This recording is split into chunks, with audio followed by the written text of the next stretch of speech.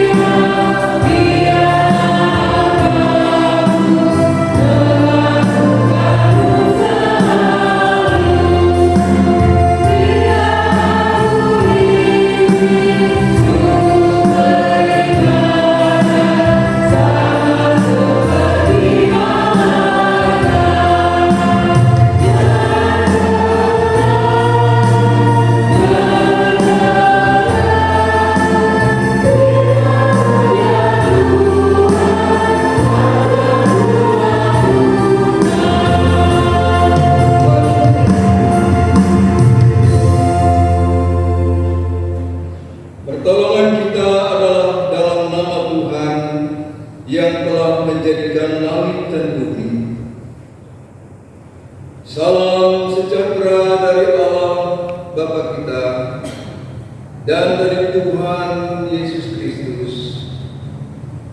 Amin. Haleluya. Haleluya.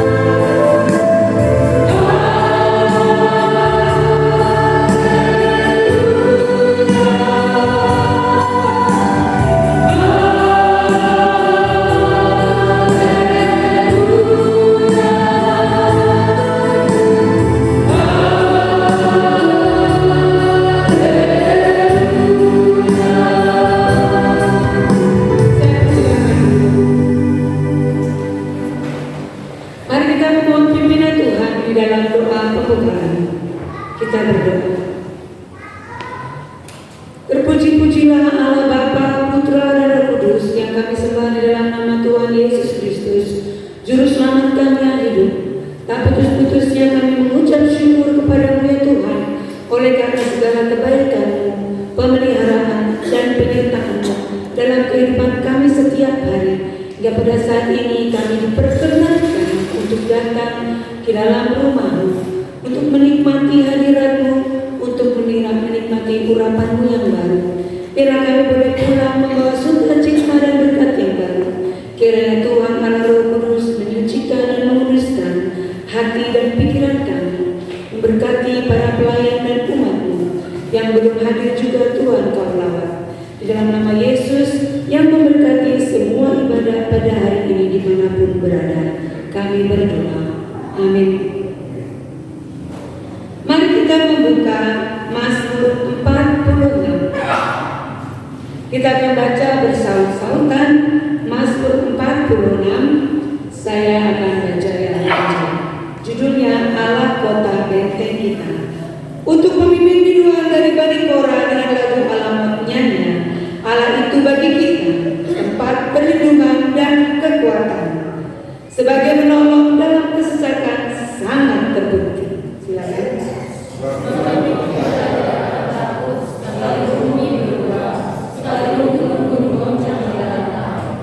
Sekalipun ribut dan berbuih airnya, sekalipun gunung-gunung goyang oleh geloranya.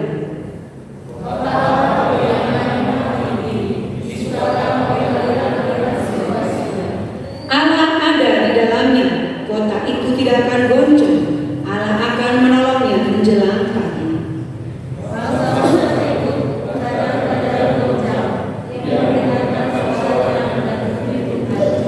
Tuhan semesta alam menyertai kita. Kota benteng kita ialah Allah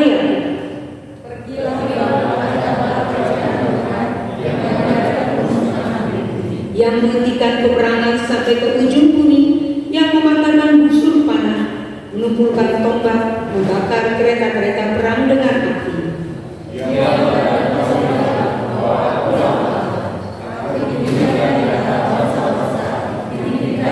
Bersama-sama Tuhan semesta alam menyertai kita. Kota benteng kita ialah Allah Yakub. Terpujilah Tuhan.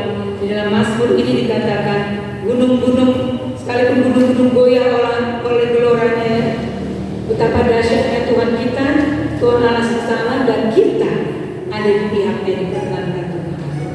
Kita akan bersuka cita mengingat-ingat segala kebaikan Tuhan, kemurahan Tuhan, bekerja Tuhan luar biasa atas hidup kita, dengan menyanyikan pujian sukacita secara medley. Lagu ini ada lagu yang berjudul Biarpun Gunung Beranjak, dengan Allah mana yang besar seperti Allah kita. Kalau nanti saya ajak Bapak Ibu juga bergoyang, contohnya saya, mari kita bergoyang seperti yang saya ajarkan. Mari silakan berdiri. Biarpun gunung-gunung beranjak dan Allah mana yang besar seperti Allah kita.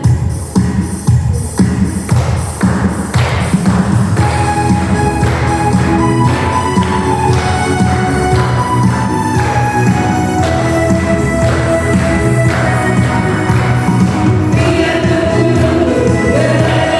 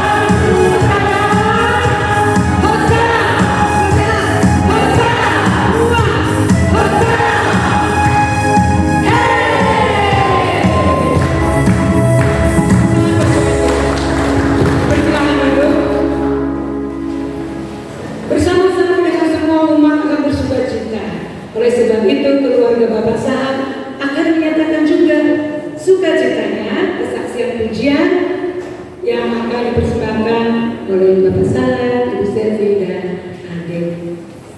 Dipersilakan.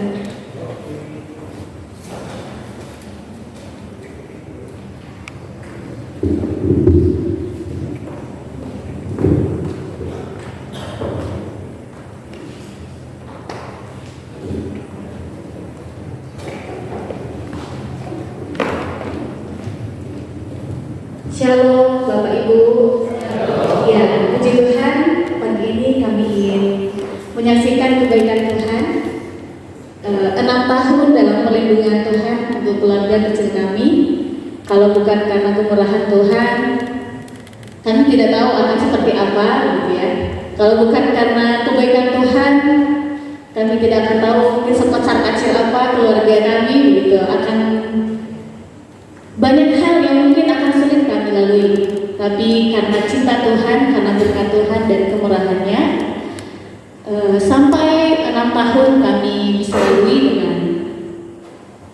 dan bisa berdiri di hadapan Bapak Ibu pagi hari ini. Semoga persembahan pujian kami ini boleh menjadi berkat, boleh menguatkan kita semua, keluarga Kristus. Selamat menikmati pujian kami.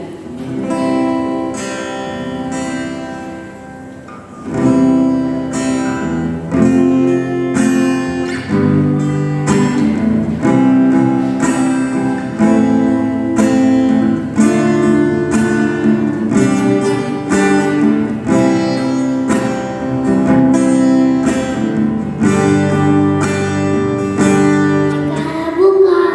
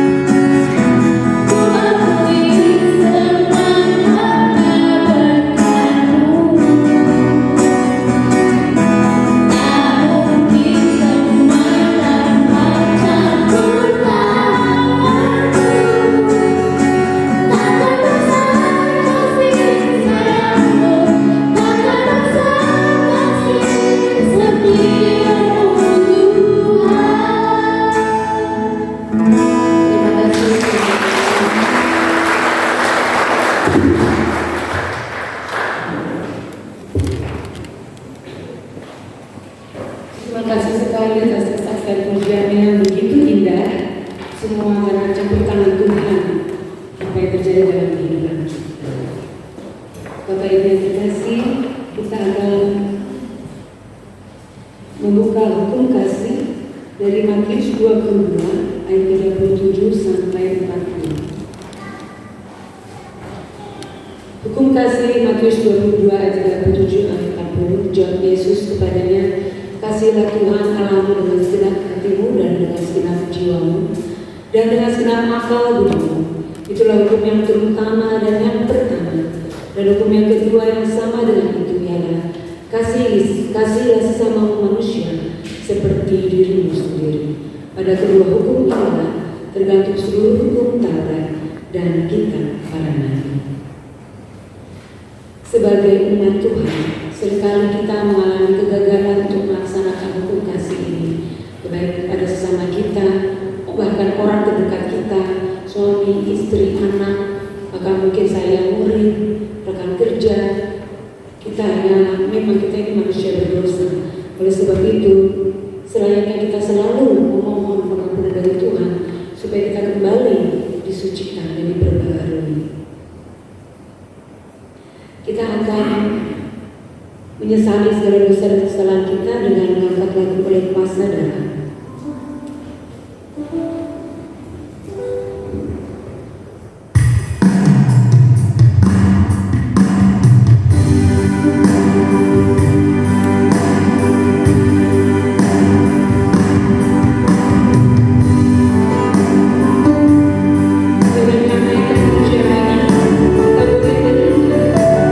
Karya besar Tuhan yang telah menebus dosa manusia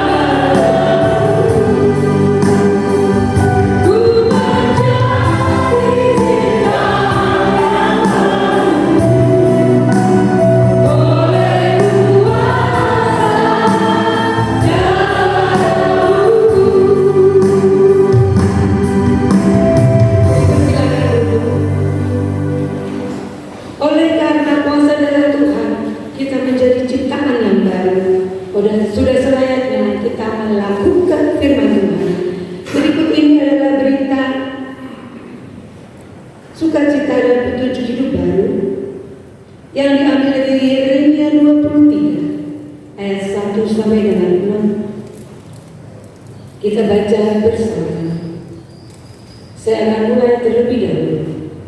Yeremia 23 ayat 1 sampai 6 demikian firman Tuhan. Celakalah para gembala yang membiarkan kambing domba gembalaanmu hilang dan terserak, demikianlah firman Tuhan.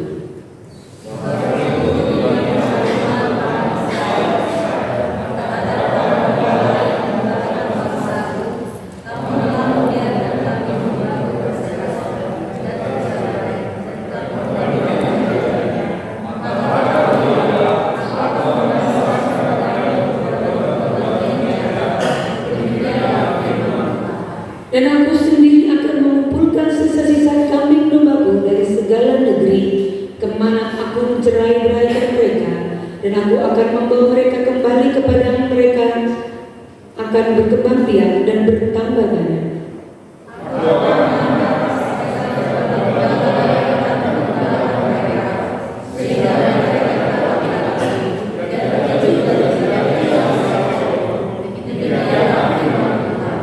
Sesungguhnya waktunya akan datang, demikianlah firman Tuhan, bahwa aku akan menemukan tunas adil bagi Daud. Ia akan memerintah sebagai raja yang bijaksana dan akan melakukan keadilan dan kebenaran di negeri.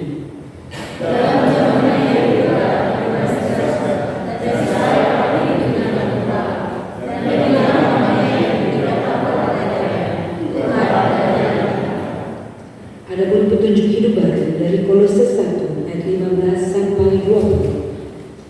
Saya akan bacakan. Demikian firman Tuhan.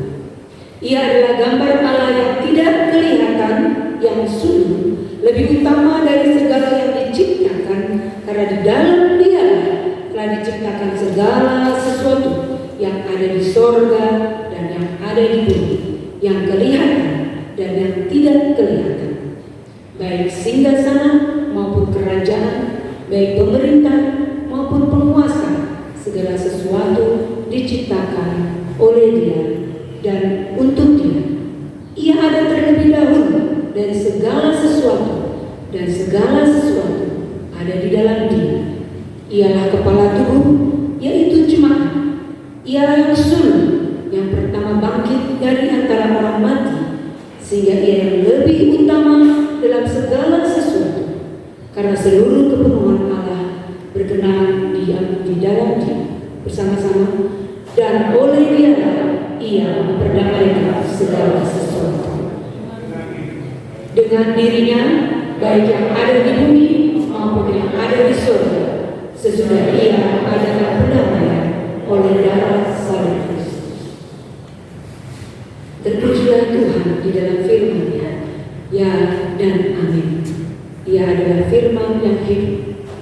Sudah saatnya kita mendapatkan air kehidupan dari Tuhan bagi tanah-tanah dalam hati kita.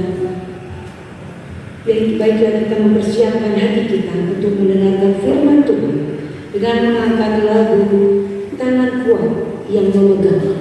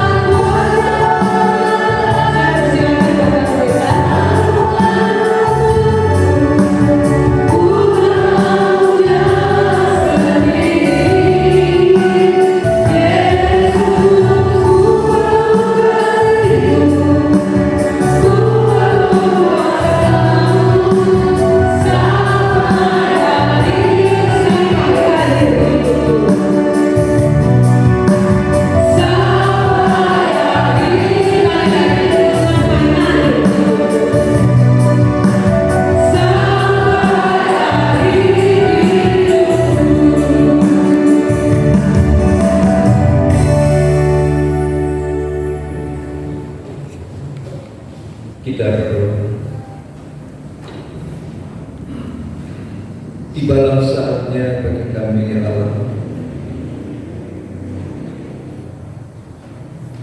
untuk mengerahkan dan mengarahkan seluruh perhatian kami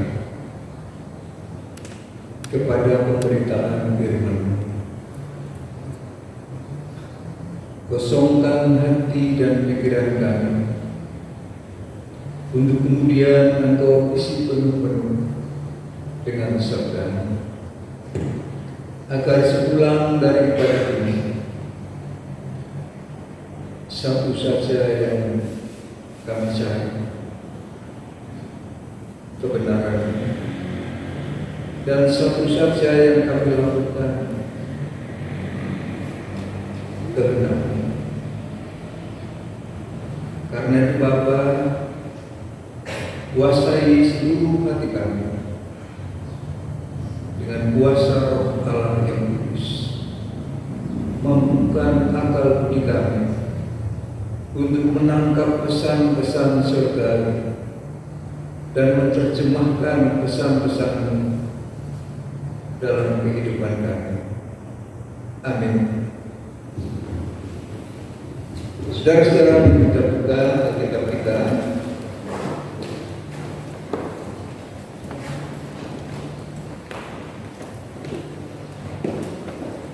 Kita akan membaca Injil Lukas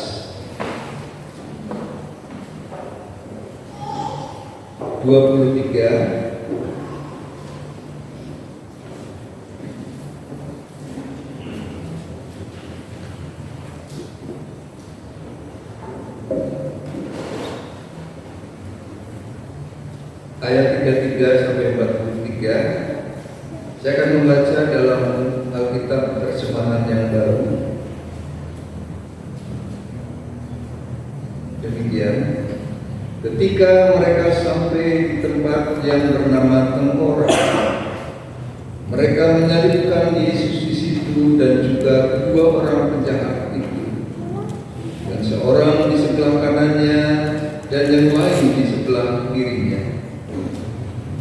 Yesus berkata, "Ya Bapa, ampunilah mereka, sebab mereka tidak tahu apa yang mereka perbuat."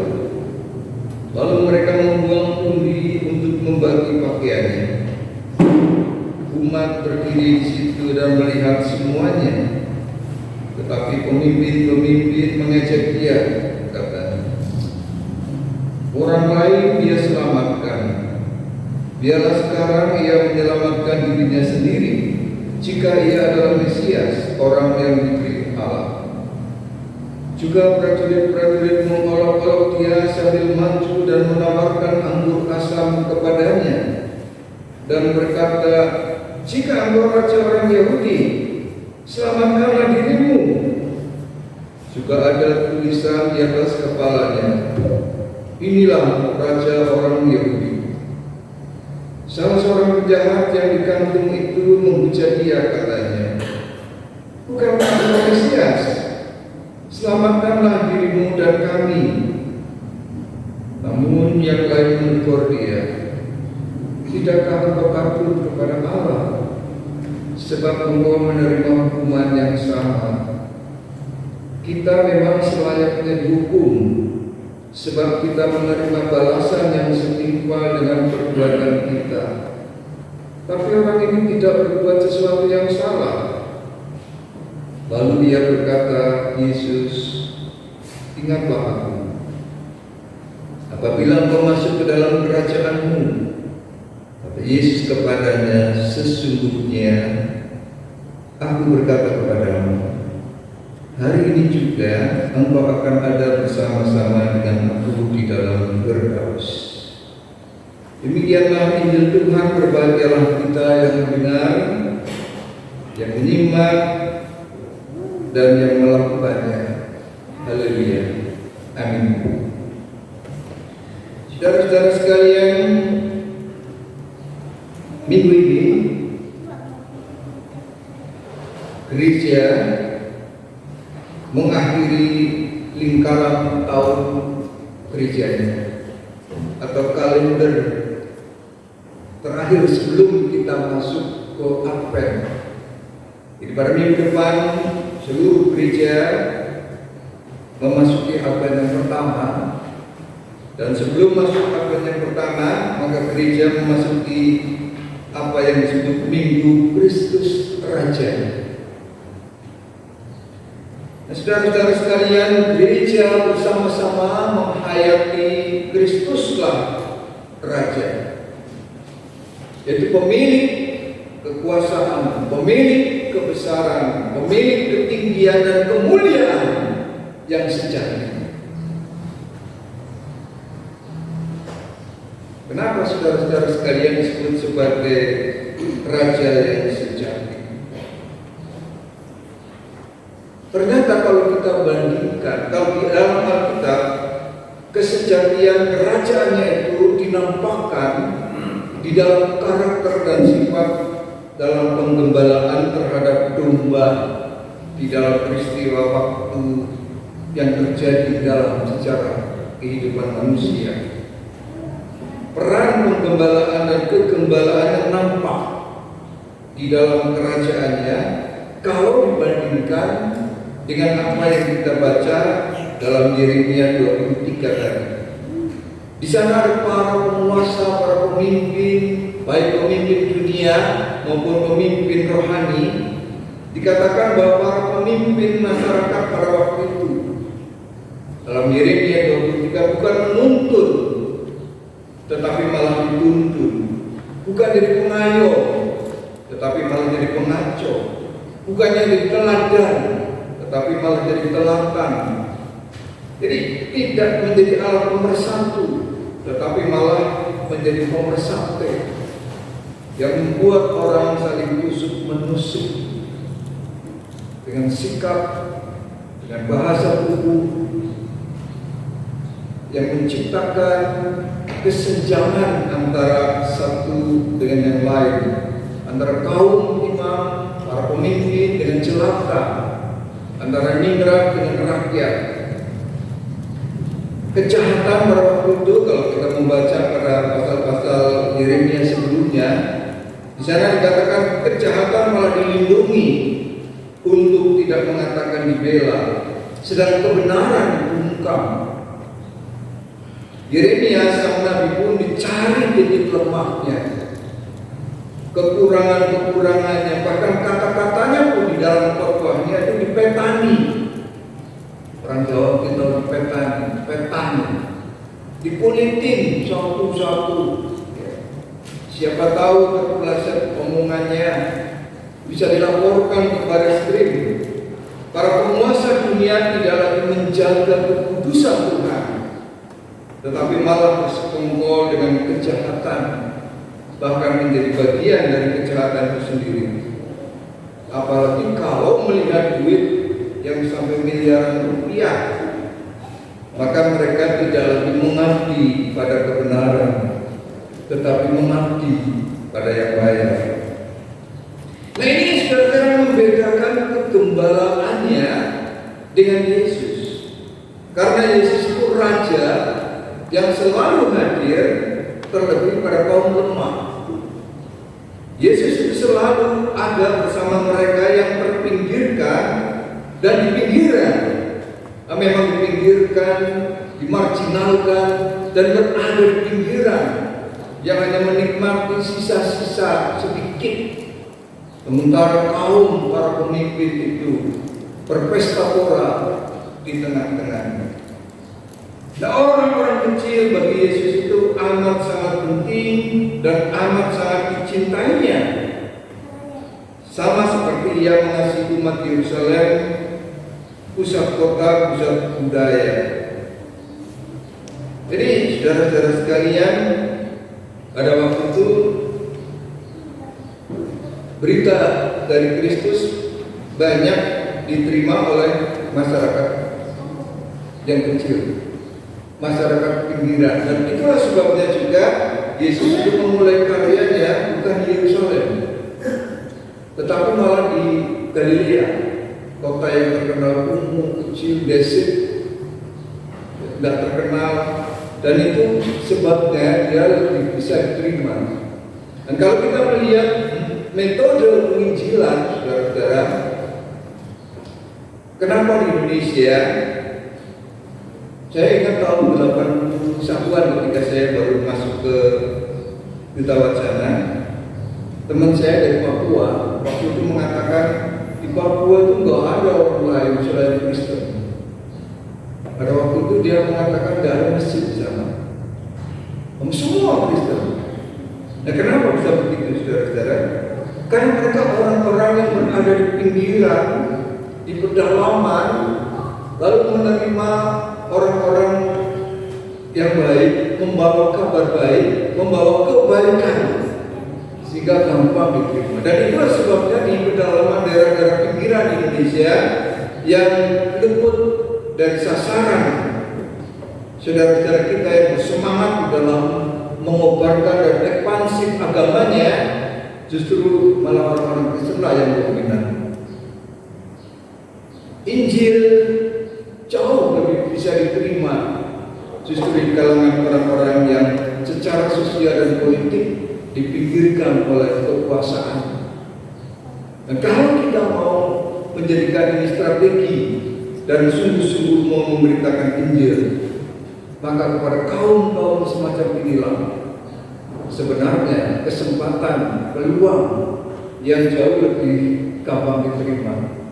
Tinimbang di tengah-tengah masyarakat yang sudah mendapat fasilitas, dilindungi, hidupnya lebih makmur, lebih sejahtera, mereka akan lebih sulit untuk menerima Injil Tuhan.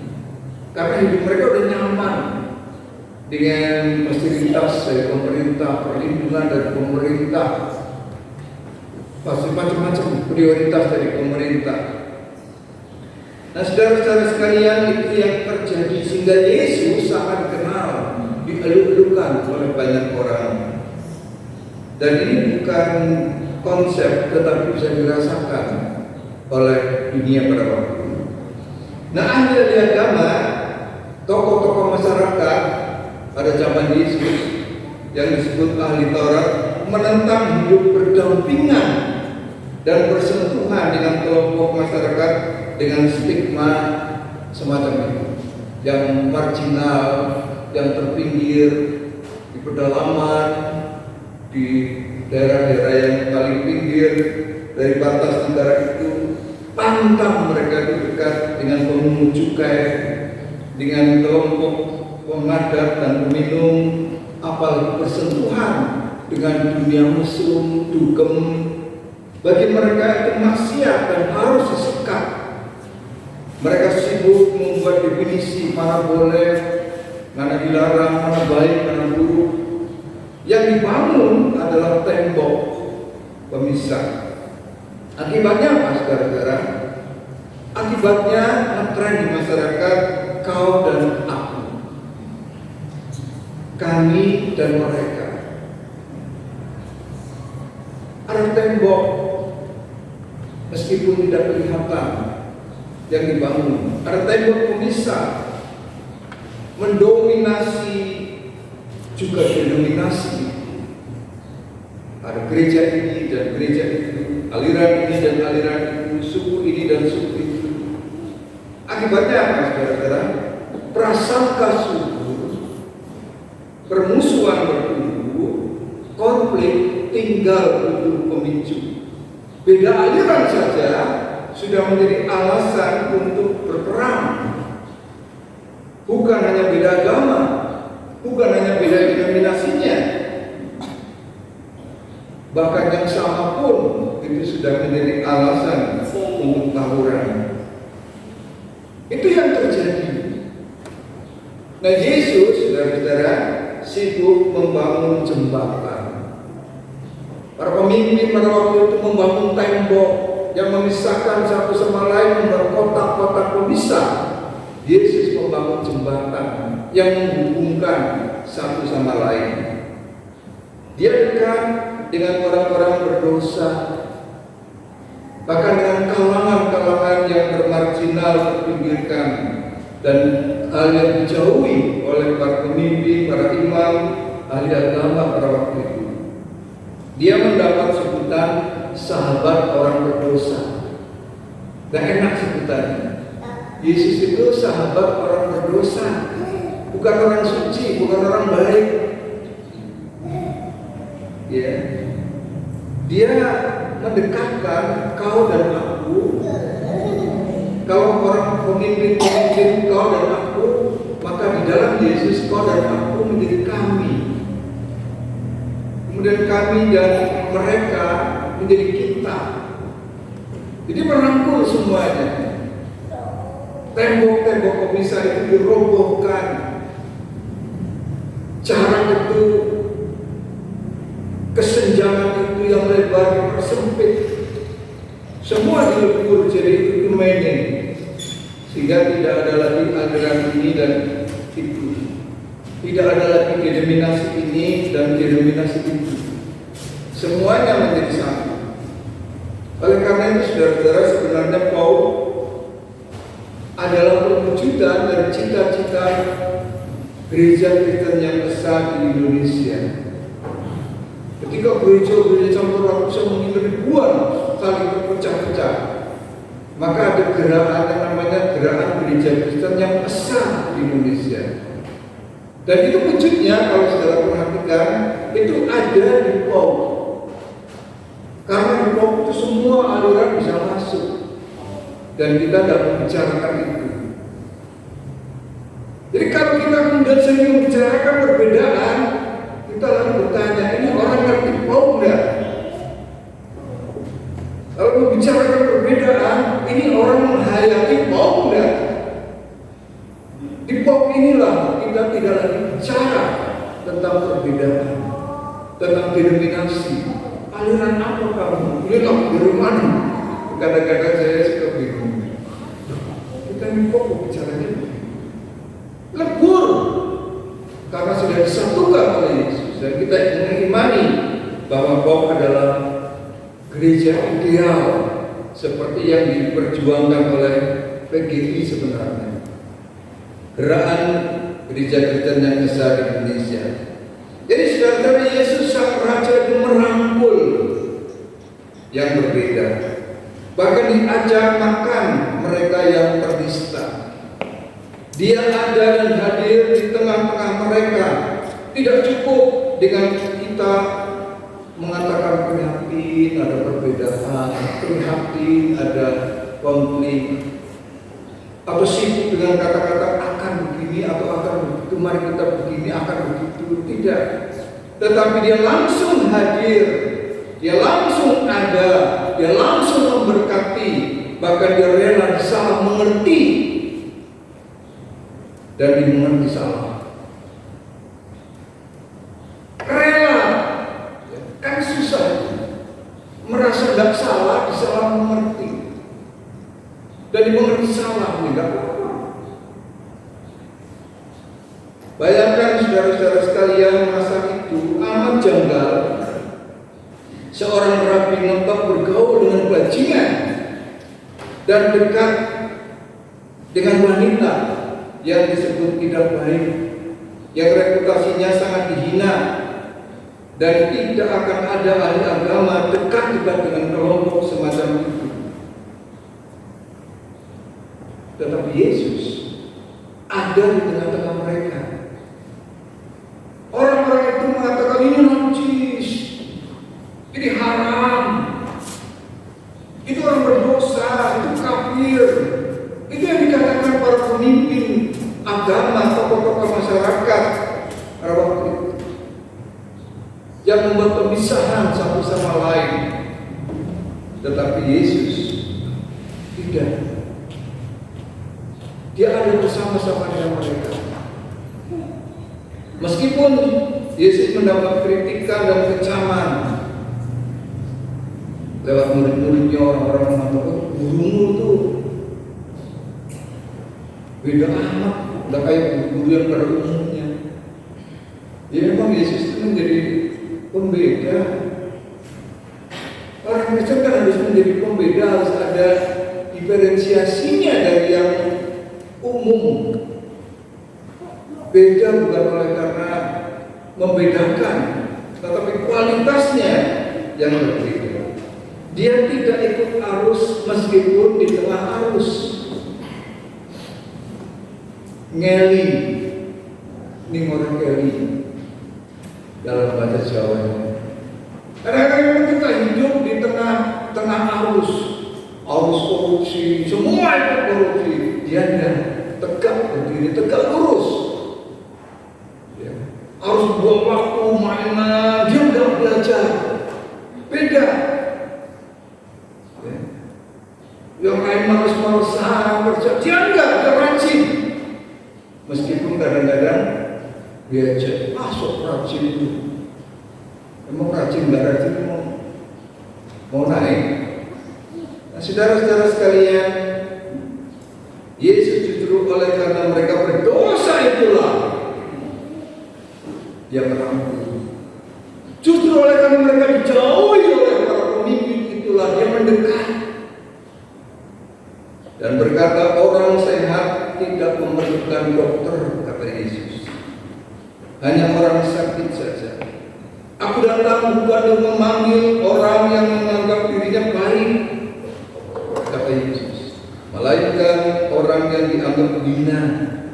Berkali-kali Yesus mengatakan itu. Bukan orang sehat yang perlu dokter, tetapi orang sakit. Bukan orang benar yang memerlukan juru selamat, tapi orang berdosa. Kan itu yang dikatakan Yesus. Nah, saudara-saudara sekalian, ahli-ahli Taurat, orang-orang Farisi, orang-orang Saduki, tokoh-tokoh masyarakat sangat kritis terhadap orang baik. Dan mereka selalu punya alasan untuk mengkritik perkataan maupun perbuatan. Pokoknya orang baik itu dibuat salah, meskipun dia benar. Bayangkan, orang baik itu selalu dibuat salah meskipun orang benar. Apalagi kalau salah ngomong sedikit aja, waduh, ini senjata mitrailleur, tembakan macam-macam. Nah, saudara-saudara sekalian, kalau mau tenang, dia bisa diajak kompromi dengan membiarkan kejahatan bahkan di dalam bait Allah. Malah dapat cuan. Udah lah Yesus, mau berapa sih nanti tribunnya? Mau ikut saham berapa? Enggak, gak usah rewel. Nanti kita dapat bagian. Tetapi saudara-saudara, dia tidak rela ketika bait Allah itu menjadi sarang penyamun. Maka dia mengobrak-abrik halaman bait Allah demi menjaga kekudusannya. Meskipun untuk itu dia harus membayar mahal, menjadi sasaran kebencian para penguasa dan pembesar agama, para pemimpin, para gembala pada masa itu. Ia difitnah menista agama, yaitu menghujat Allah, meskipun ia tidak pernah melakukannya. Tetapi oleh karena tuduhan yang paling serius, memfitnah, menghujat Allah, dan rakyat akan mudah terprovokasi. Kalau orang dikatakan yang menghujat, menista agama, maka kadang-kadang kalau kita membenci adalah masyarakat kita, kalau tidak suka dengan seseorang, nah carilah isu instrumen agama itu menjadi isu pokok, padahal mungkin hanya sedikit saja yang dikatakan. Bayangkan saudara-saudara, penistaan agama lah yang kemudian menjadi tema tuduhan terhadap Yesus. Akibatnya apa saudara-saudara? Rakyat yang sebelumnya mengeluh-elukannya, yang sebelumnya berbaris melambai-lambaikan daun palma dengan sorak-sorai, sangat memuja, tetapi setelah fitnah penistaan agama dijatuhkan, mereka tariannya berubah jadi cacian. Rakyat yang dulunya siap berjuang sampai titik darah penghabisan, sekarang pada mempertahankan darah mereka masing-masing, malah siap menjadi saksi palsu. Apalagi bila ada nilai ekonomisnya, ada pros komisinya. Jadi pasukan nasi bungkus pun mereka rela, sekedar 100 ribu. Tetapi saudara, meskipun demikian, dia tetap bergeming. Dia siap dengan segala resikonya. Dan saat menuju kematiannya yang tragis dan dramatis, Yesus juga diprovokasi untuk menggunakan segala kekuasaannya menyelamatkan dirinya.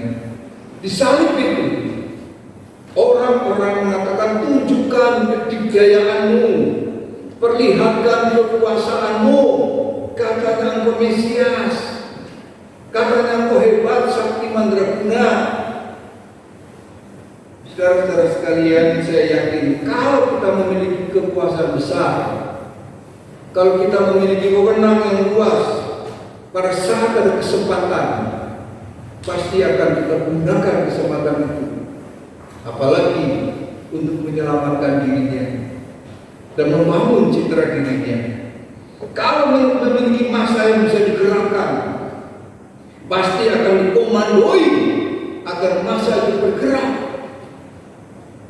Kalau memiliki pasukan kuat yang bisa digerakkan, maka tongkat komando akan diacungkan demi melindungi dan menyelamatkan dirinya.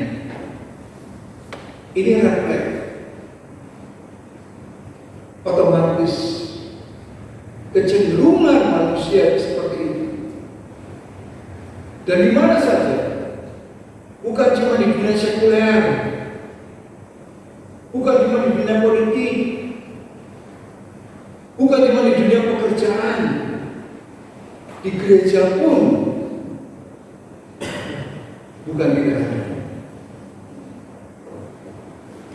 Nah, saudara-saudara sekalian, kita bisa membayangkan alangkah terganggunya Yesus dengan situasi itu.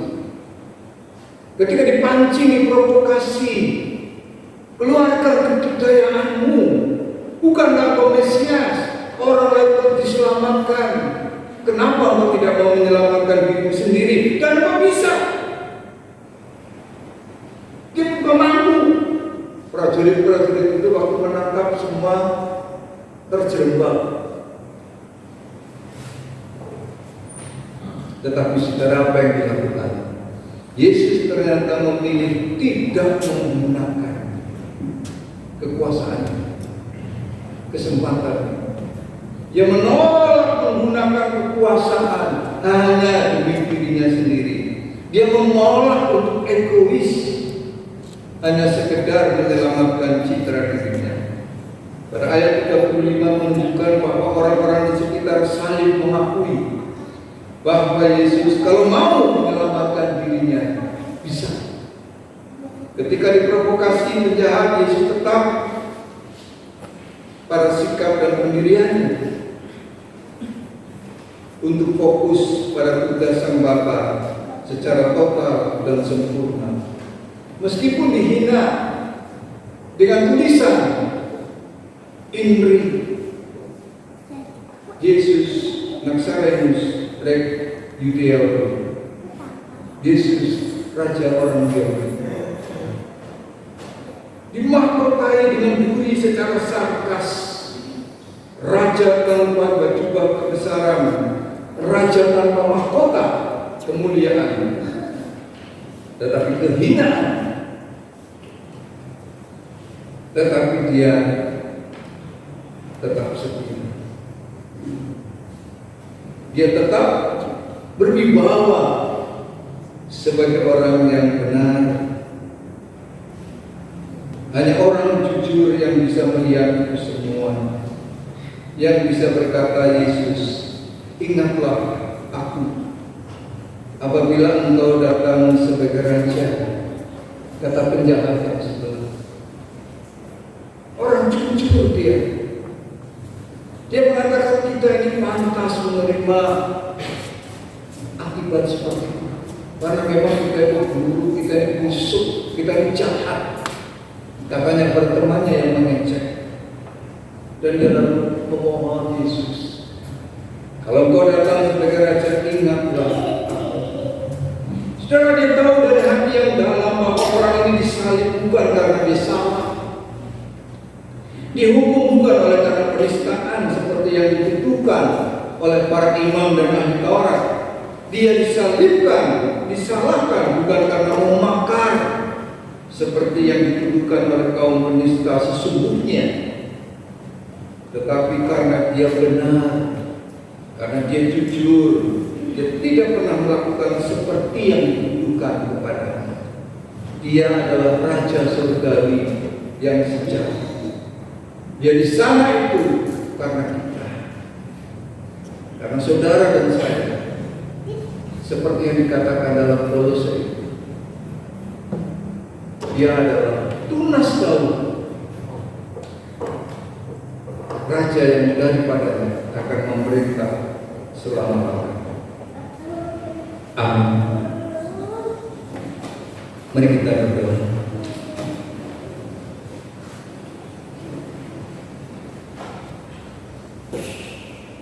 Di hadapan-Mu, ya Raja Surgawi yang sejati, kami bersyukur oleh karena kami telah mengakhiri minggu-minggu penghayatan merayakan kehidupan Kristus sampai Engkau menjadi Raja bersama dengan gereja-gereja di seluruh dunia.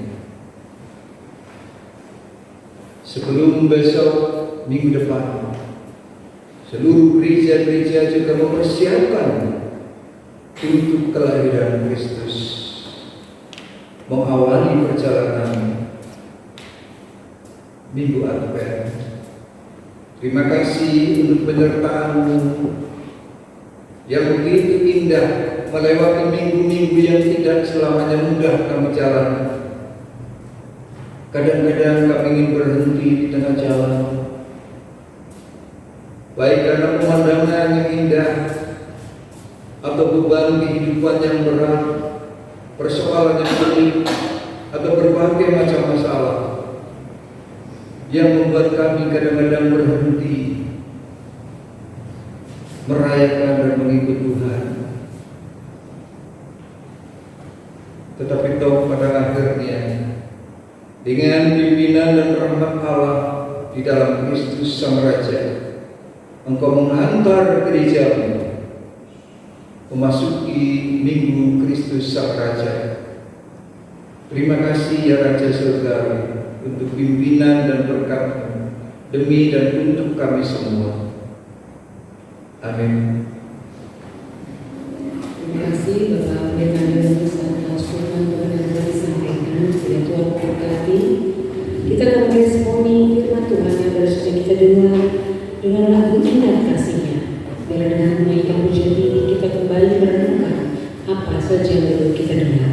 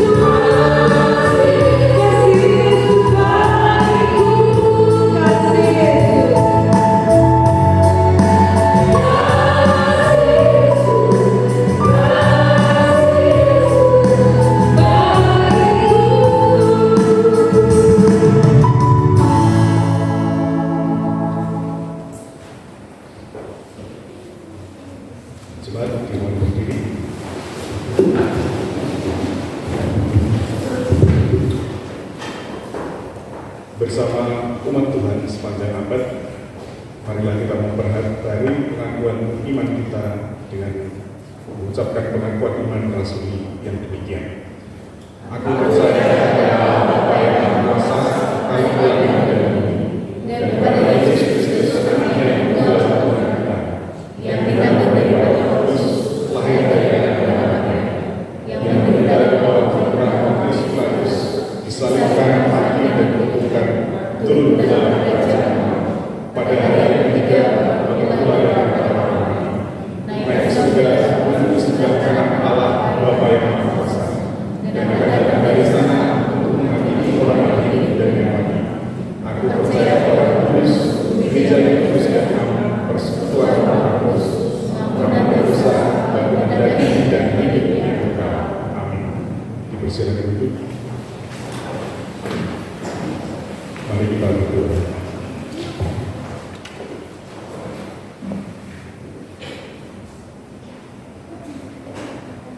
Kami bersyukur ya Tuhan atas penyertaan dan pertolongan Tuhan bagi kami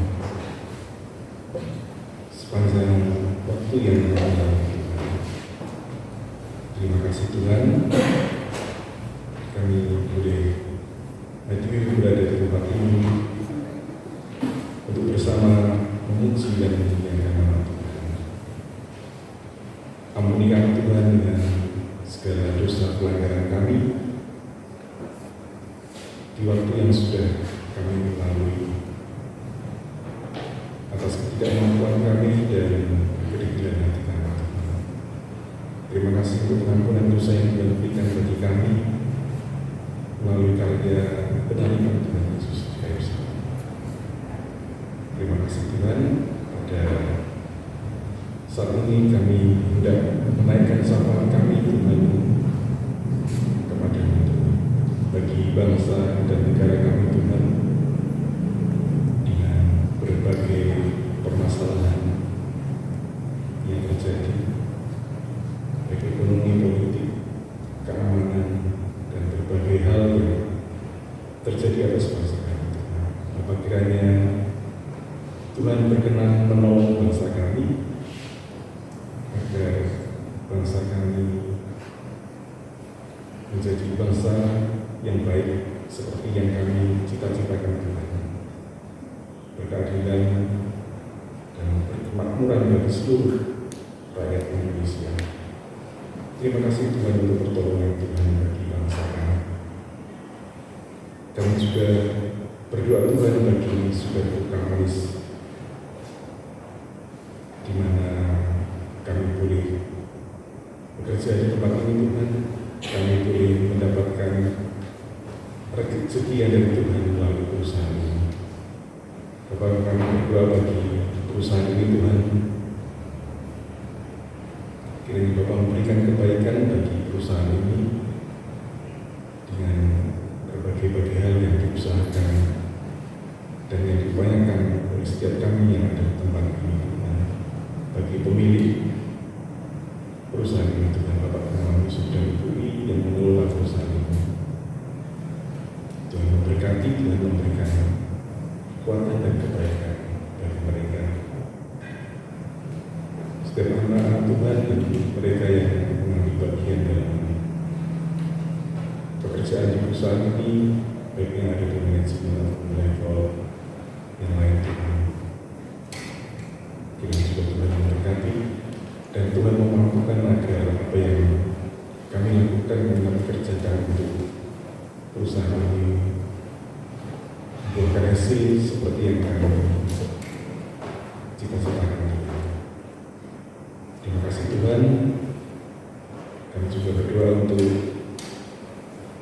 pengabdian Injil Tuhan melalui gereja dan lembaga-lembaga misi juga yayasan Kristen yang ada di seluruh pelosok tanah air ini Tuhan. Bapak kiranya memberkati setiap anak Tuhan yang mengambil bagian dalam karya dan ini Tuhan. Romo pendeta, para pastor dan para misionaris pun kiranya Tuhan berkati, memberikan kekuatan bagi mereka dalam melakukan pengabdian Tuhan. itu Tuhan juga memampukan kami dan memberikan kekuatan kami agar kami pun Tuhan jadikan surat yang hidup yang dapat dibaca oleh orang-orang yang ada sekitar kami, sehingga kami dapat mewartakan Injil Tuhan melalui perbuatan, perkataan, dan tindakan kami di seluruh kehidupan kami Tuhan, di masyarakat, gereja juga di pekerjaan kami Tuhan. Terima kasih Tuhan Yesus, kami juga berdoa untuk jemaat Tuhan yang ada di Bogor tempat kami Tuhan, bagi anak-anak kami yang sedang menjalani proses belajar Tuhan dari tingkatan yang paling bawah sampai dengan perguruan tinggi. Bapak, kami mohonkan kepada-Mu kiranya Tuhan memberikan kebaikan bagi anak-anak kami dalam menuntut pendidikan Tuhan. Tuhan memberikan kemampuan untuk berpikir dan menganalisa setiap pelajaran yang diberikan oleh Bapak Ibu gurunya, sehingga Tuhan memberikan yang terbaik bagi anak-anak kami. Kami juga berdoa bagi setiap pemuda remaja Tuhan yang saat ini membutuhkan pekerjaan. Bapak Tuhan juga mendekati dengan usaha yang mereka lakukan, dan Tuhan membutuhkan mereka agar mereka senantiasa berharap kepada Tuhan untuk setiap permohonan mereka. Bagi rekan muda kami yang juga mendapatkan teman dan pasangan hidup Tuhan, kami berdoa Tuhan memberkati mereka. Tuhan sendirinya akan mempertemukan mereka dengan pasangan hidup mereka yang sepadan Tuhan. Terima kasih Tuhan. Kami juga berdoa untuk setiap orang Tuhan yang mengambil bagian di dalam kemajemukan. Bapak Tuhan yang memberikan kemampuan dan kekuatan bagi kami setiap anak-anak Tuhan yang mengambil bagian dalam kemajemukan ini Tuhan. Bapak berikan keteguhan bagi kami, dan Bapak juga memberikan kemampuan bagi kami bagaimana kami harus mengelola dan melayani di persekutuan Tuhan. Dan Bapak kami juga berdoa bagi gembala kami, Bapak Pendeta juga Ibu Pendeta yang senantiasa dengan sukacita melayani tempat ini Tuhan. Kami berdoa untuk kesehatan Bapak Ibu Pendeta, juga keluarga besar yang tidak ada tempat ini Tuhan. Bapak memberkati mereka, dan Bapak menumbuhkan mereka dalam setiap pelayanan. Kami juga berdoa Tuhan bagi jemaat Tuhan yang sedang mengalami sakit penyakit Tuhan. Bapak Adi Mengkuntong supaya diawati dalam proses pengobatan, kiranya Tuhan berkati mereka dengan setiap usaha yang dilakukan melalui medis. Terima kasih juga Tuhan, dan berdoa bagi pemulihan untuk kesembuhan saudara kasih kami yang ada di tempat ini. Bagi Bapak Usman Penjahitan, bagi Ibu Lasmi, bagi Bapak Antonius, bagi Ibu Rosita, bagi Ibu Milka, juga bagi anak Manda Tuhan.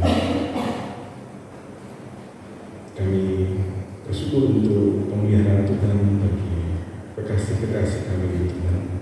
Tuhan memberikan kebaikan, Tuhan memberikan kesembuhan, dan biarlah ucapan syukur senantiasa keluar dari dalam hati dan setiap perkataan kekasih-kekasih kami Tuhan. Terima kasih Tuhan Yesus. Kami juga bersyukur pada saat ini untuk orang-orang yang kami kasih, orang tua kami, para lansia yang ada di tempat ini ataupun yang tidak ada di tempat ini Tuhan. Kami bersyukur atas semua yang Tuhan berikan bagi orang-orang kasih kami, para lansia ini Tuhan. Bimbingan dan penyertaan Tuhan bagi mereka, biarlah di masa tua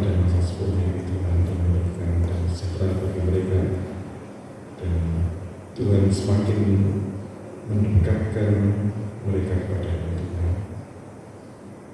Terima kasih Tuhan Yesus untuk seluruh yang bisa kami naikkan kepada Tuhan. Kami tidak mampu menaikkan syukur kami kepada Tuhan dengan baik dan sempurna. Kami percaya Tuhan sendiri yang melihat hati kami dan Tuhan menolong kami. Roh Kudus menolong kami untuk dapat menyampaikan setiap keluh kesah kami dan permohonan kami kepada Tuhan. Seluruh permohonan kami dan ucapan syukur kami Tuhan pada saat hari ini kami naikkan kepadamu hanya di dalam nama Tuhan Yesus Kristus, Tuhan dan Juru Selamat kami yang sudah mengajar kami berdoa yang demikian. Bapa kami yang di surga, dikuduskanlah namamu, dan nama kerajaanmu, jadilah kehendakmu di bumi seperti di surga. Berikanlah kami pada hari ini makanan kami yang secukupnya, dan ampunilah kami akan kesalahan kami, seperti kami juga mengampuni orang yang bersalah kepada kami. Dan janganlah membawa kami ke dalam percobaan, tetapi lepaskanlah kami daripada yang jahat. Karena Engkau yang punya kerajaan dan kuasa dan kemuliaan sampai selama-lamanya. Amin.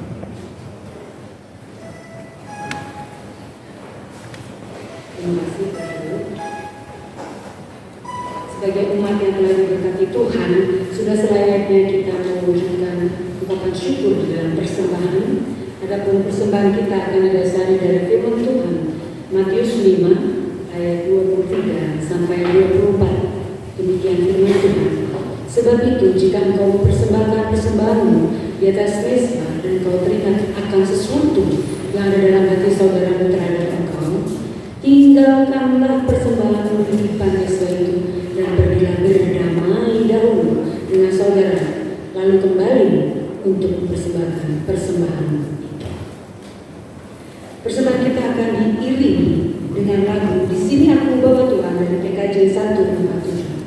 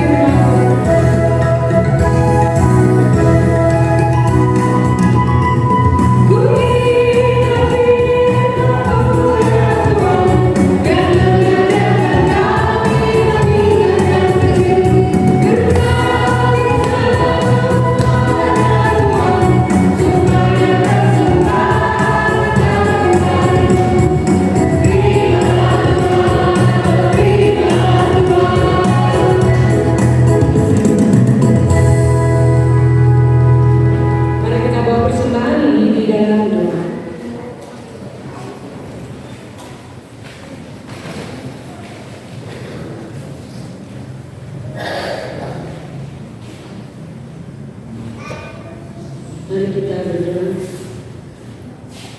Terima kasih Tuhan untuk berkat yang Kau berikan kepada kami sepanjang hidup kami dan sampai saat ini.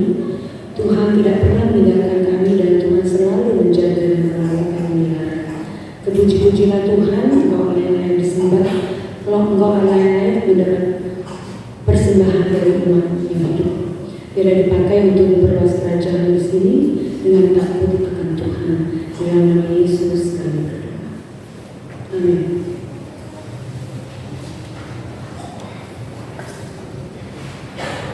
Kita akan tutup ibadah dengan lagu Maju Laskar Kristus. Nanti setelah ibadah mohon untuk berdiam diri sejenak. Saya akan bacakan warta dan kita akan latihan lagu Natal. Saya hanya minta 15 menit saja. Terima kasih. Teman saya undang lagi berdiri. Maju Laskar Kristus.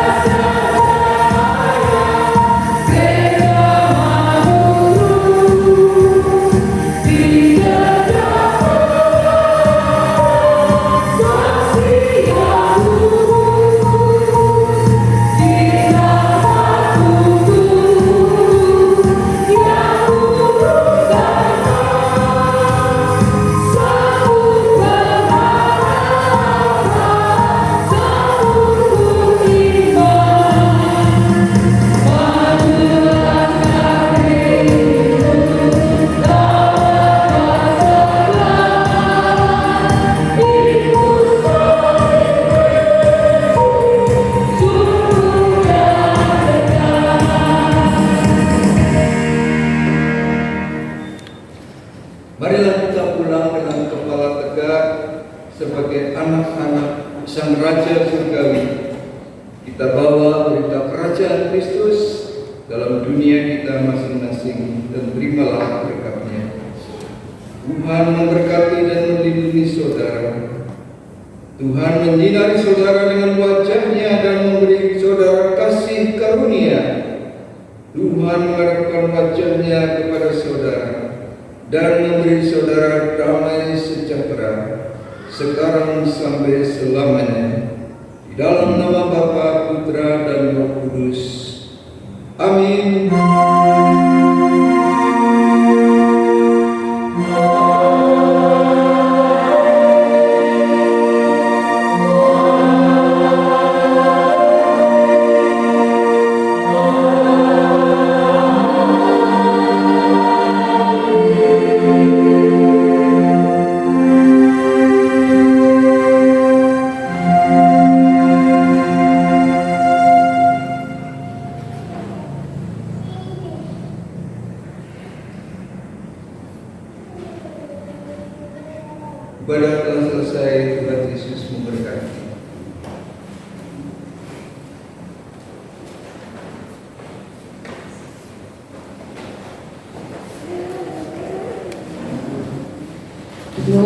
Jemaat tetap tinggal sejenak.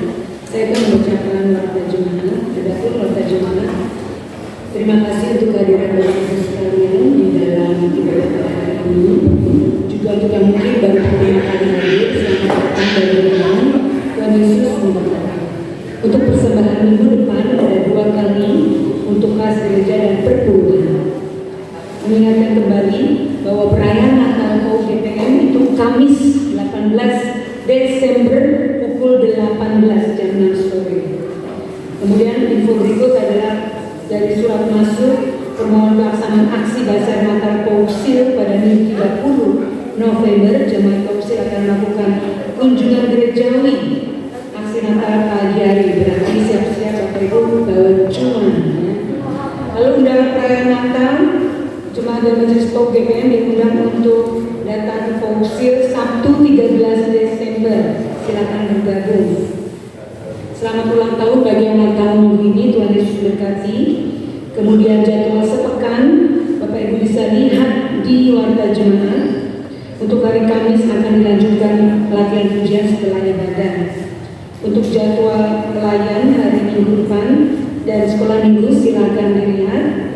Untuk jumlah keuangan adalah minggu lalu adalah Rp1.024.000. Untuk tambahan dari Komisi Diakonia dan Panitia Natal akan melakukan kunjungan ke lapas lembaga pemasyarakatan dan kunjungan ke pensiunan KUGPM 2 orang, yaitu Sabtu 29 November minggu depan. Sabtu depan ini pukul 9 pagi. Mohon dukungan doa. Kalau ada yang berkenan dukungan konsumsi atau dana, terima kasih sekali. Terima kasih Bapak Ibu, demikian warta Jemaat. Kita akan latihan lagu 15 menit saja. Lagu yang tempoh hari ada di situ, ada di ketiga di laptop. Oh Pak, saya berkeren. Saya juga ada perlengkapan.